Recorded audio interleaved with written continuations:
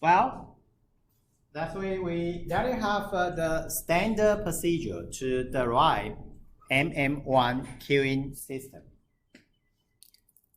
Right? MM1 queuing system.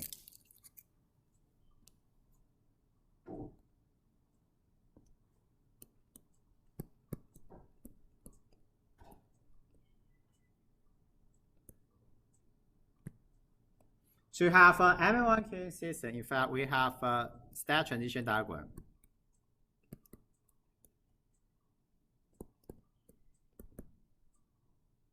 Right?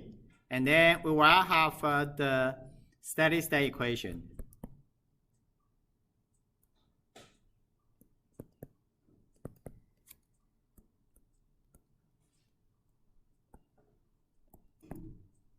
That says the balance equation. And then we will analyze the others. All right. So before I continue, let me open this and get back to this. So anyone want to follow present live? If yes, you can scan the QR code.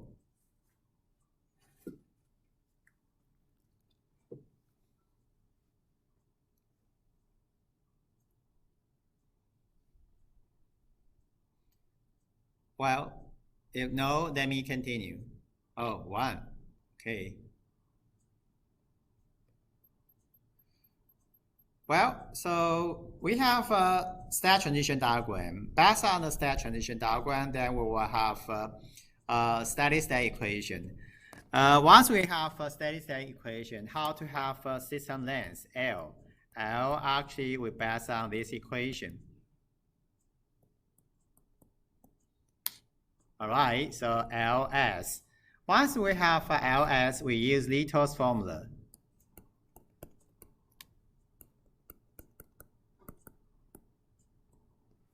Right, Little's law, then we can have time span in the system using this LS.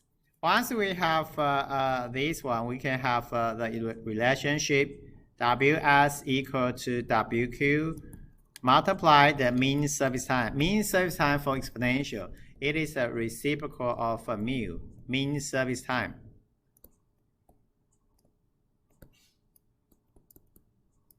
And then finally, using Little's law. So finally, using Little's law again, we have this.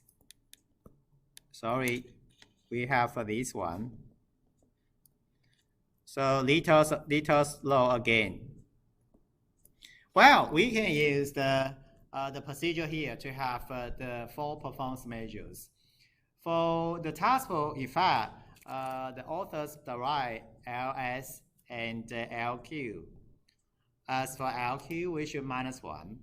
All right, and then you're using Little's law to have a waiting time for the system and waiting time for the queue. However, I suggest you to have this procedure. It will be reasonable to have the result. Well, this is a review for all of you. Remember this? So we have the formal procedure to have the results for MM1. In fact, this one serving as the paradigm 标准或者是范例 paradigm to show you how to have the derivation for the other system. At this, I don't have enough time to discuss for the MM1 queuing system, right? All right, so about the review for this one, any questions? No, let me continue. MMS, so countdown notation here, S means we have multiple servers. And again, about capacity, infinite capacity associated with the system. Well, so we have arrival, single arrival, and we have multiple server. This time we have server 1, server 2 to server S. And then it can leave. As for the rate, the maximum rate, service rate equal to S mu. Well, maximum service rate. Why maximum service rate? If we occupy the number of occupy the server and the number of server occupied lower than S, and then of course the service rate, it is not S mu. So we have the maximum service rate. Now always use S mu. Well, maybe look at this about the system description. Is okay? If we have MM1, this is MM1. And we just have a single one, so 1. This is MM1. So MM1, we just have a service rate of mu.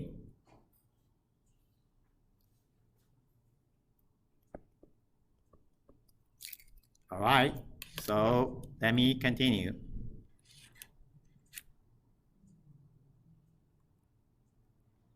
State transition diagram looks like this one. MM1, I draw the MM1 for you.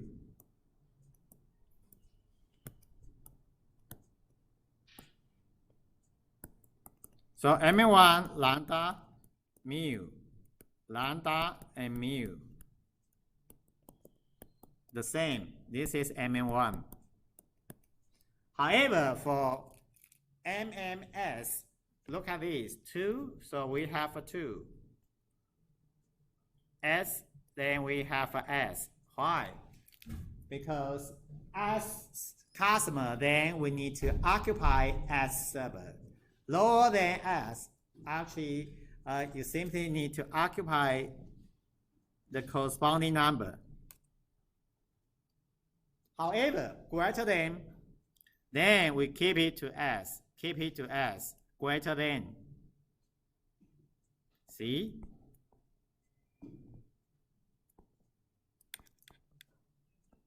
Greater than S. Only S server can be occupied. Wow, about the state transition diagram for MMS. Is it okay?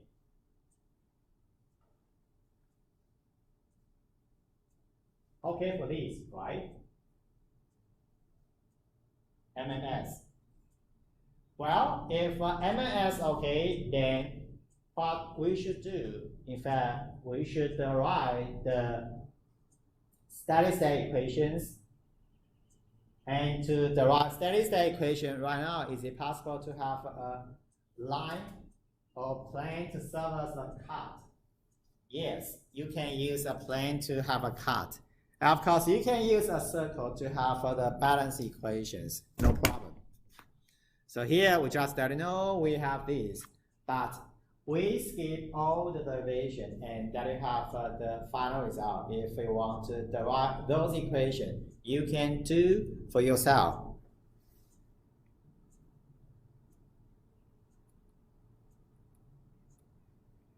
Well,